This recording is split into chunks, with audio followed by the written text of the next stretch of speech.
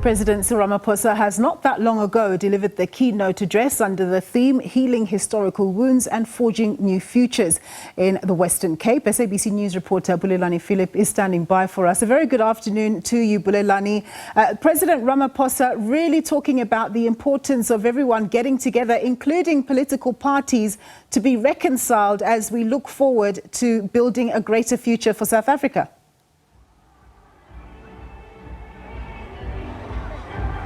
Good afternoon to you, Nompu, and to the viewers at home. Of course, the theme for today is issues around social justice, social cohesion, healing, reconciliation and national unity. So the president, in his delivering the keynote address, he was calling on all South Africans to unite together, because if we work together, we are more stronger, as well as saying that the country's citizens must reject any political leaders that seem to sow divisions in the community, and has called on South Africans to actually unite in the aim of building a better country. Of course, saying that the country must build on the work that was done by the Truth and Reconciliation Commission, and is urging people that they must participate in the national dialogue that will also be held next year. Of course, it's also announced that there will be an advisory panel that will be contributing to that national dialogue. Of course, the other issue that has taken center stage is how the government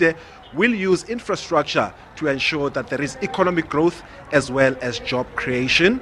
Joining me now is Dean McPherson, the Minister of Public Works and Infrastructure. Dean, you've got a very big role in the issue of infrastructure development. How is the department going to use public land in order to advance transformation as well as development?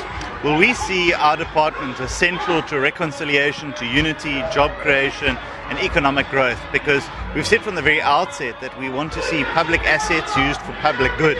And that is a great opportunity to bring communities together around common spaces, common buildings, to ensure that there is a upliftment for those communities. Of course, infrastructure also brings communities together, it connects them, and it brings dignity to communities that have been left behind for so long. So we really are central and willing and able to the government's plans of bringing dignity, bringing reconciliation, job creation, economic growth to the country of South Africa. The president in his speech was talking about this employment share scheme. In terms of the department, are you in a position to be able to actually join hands in ensuring that farm workers are actually given land to farm?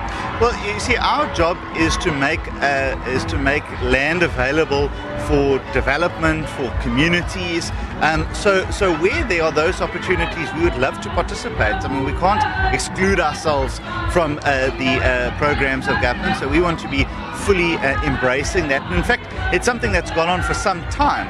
And I fully embrace the idea that workers should be able to participate and have some form of ownership in the business that they work in. It motivates them, it increases productivity, it boosts morale, and that's exactly what we want from businesses, from farming operations. Agriculture is the lifeblood of communities like this, so the more participation, the more involvement, surely that's got to be for the betterment of not only regions like this, but of the country in its whole. Not so long ago, you made an admission that government cannot account for sure how many public buildings and land parcels it has. How far is the asset verification audit? So look, that is a long-term project that's going to take place. I can fairly say with confidence that we have around 5 billion hectares of land. The government is the biggest single landowner in the country. That's where we should start with redistribution and restitution. Government has the means to be able to do so, and we really need to be able to put a lot of energy and a lot of budget behind that. And where we can participate, we absolutely will. Of course, being able to understand the full value and the full length and breadth of ownership is going to take some time. But we've started engaging with some technical experts on how to do so, and I'm quite confident that next year you're going to see that process roll out and really speed up, and we're going to be able to use those assets for public good, including being able to raise debt against them to be able to fund social and economic infrastructure projects. That's actually our end goal, is to use these assets for public good, and I'm quite sure that we are now on that right track. I've said that this year has been around understanding where the problems are, what needs to be done. We've spoken about them, we've identified them. Next year is going to be a year of action and delivery for us in public works and infrastructure. Lastly, before I let you go, the issue of unity as well as the government of national unity, the standing question is always going to be, is it sustainable? Well, I think that the choice is becoming obvious. You have political parties that are preaching hate and division. They want to divide us along racial lines, along language and culture, along religion, and they're saying that this country only belongs to people that look in a certain way. And then you've got the government of national unity that's made up of 10 political parties from across race and religious backgrounds, economic backgrounds, that are saying that South Africa belongs to everyone who calls this place home. I know where my allegiance lies. I know where the majority, more than 70% of this country's allegiance lies. It lies in unity and it lies in diversity.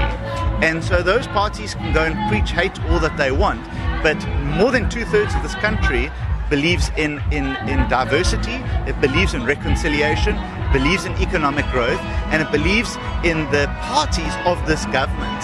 And I take comfort in that, and I think that all South Africans should take comfort in this. And this GNU is going to last for as long as we keep those ideals at the center of everything that we do. And that's what the President spoke about today. That's what we are implementing in government, and no matter which political party we're talking about. Thank you so much, Dean McPherson. He is the Minister of Public Works and Infrastructure. On that note, it's a wrap from us here at Vredendal. It's back to you, Nompu. Thanks very much, my colleague there, Bulelani Philip.